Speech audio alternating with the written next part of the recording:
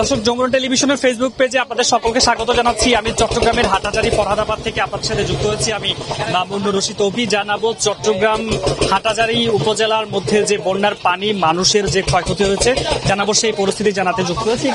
আমি রয়েছি মূলত ফরহাদাবাদ এলাকায়। এখানে দেখতে পাচ্ছেন একটি নৌকার মধ্যে রয়েছে এবং এই নৌকা করে যারা স্বেচ্ছাসেবী সংগঠন রয়েছেন, গাউসিয়া কমিটি, তারা কিন্তু যে সমস্ত মানুষজন ঘরবন্দি রয়েছেন পানির মধ্যে, নিশ্চয়ই দেখতে পাচ্ছেন দর্শকরা একেবারেই নিচু যে সমস্ত ঘরবাড়িগুলো রয়েছে একতলা, সেই সব ঘরবাড়ি কিন্তু একেবারে পানিতে তলিয়ে গেছে এবং সেই সাথে ঘরের সাথে মসজিদ এবং অন্যান্য যে সমস্ত জায়গাগুলো আছে সবগুলো কিন্তু একেবারে পানির নিচে তলিয়ে গেছে। এর ফলে এই এলাকার প্রায় কয়েক হাজার পরিবার পানিবন্দী রয়েছেন এবং সকলে কিন্তু দুশ্চিন্তায় রয়েছেন। তাদের প্রতিটি ঘরের আসবাবপত্র থেকে শুরু করে সবকিছু একেবারে পানিতে তলিয়ে গেছে।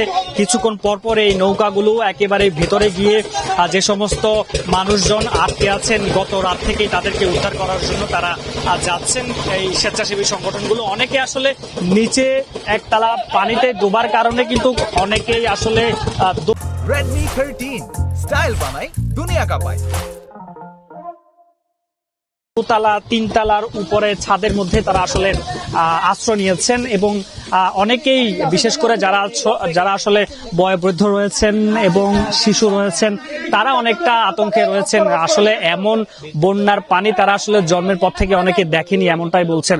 একটু নিশ্চয় দেখতে পাচ্ছেন এই যে পানি, একেবারেই পানিগুলো নিচতলা তো ডুবে গেছেই, ফলে উপরে যে সমস্ত ছাদগুলো রয়েছে সেখানে কিছু মানুষ আমরা দেখেছি সেখানে আশ্রয় নিতে। তবে খাবার সংকট হয়েছে এবং কারো ঘরের মধ্যে কিন্তু কোনো ধরনের খাবার নেই, ফলে খাবার নিয়ে, শুকনো পানি, এগুলো নিয়ে মানুষজন অনেক বেশি তারা চেষ্টা করছেন তাদেরকে শুকনো খাবার দেওয়ার জন্য এবং যাদেরকে আসলে উদ্ধার করা দরকার তাদেরকে আসলে উদ্ধার করছেন। বিশেষ করে যারা আসলে নিচতলায় বসবাস করেন, টিনের ঘরে বসবাস করেন, তারা কিন্তু একেবারেই অনেককে আসলে খুঁজে পাওয়া যাচ্ছে না, এমনটি আসলে এলাকাবাসীর পক্ষ থেকে জানানো হচ্ছে। নিশ্চয় দেখতে পাচ্ছেন আমরা একটি বাড়ির সামনে এসেছি। এই বাড়ির নিচতলা দেখতে পাচ্ছেন একেবারেই পানিতে তলিয়ে গেছে। এখানকার যে সমস্ত বাসিন্দারা রয়েছেন তাদেরকে এখন নৌকায় তোলা হবে এবং তোলার পরে কিন্তু তাদেরকে আসলে নিরাপদ আশ্রয় নেওয়া হবে।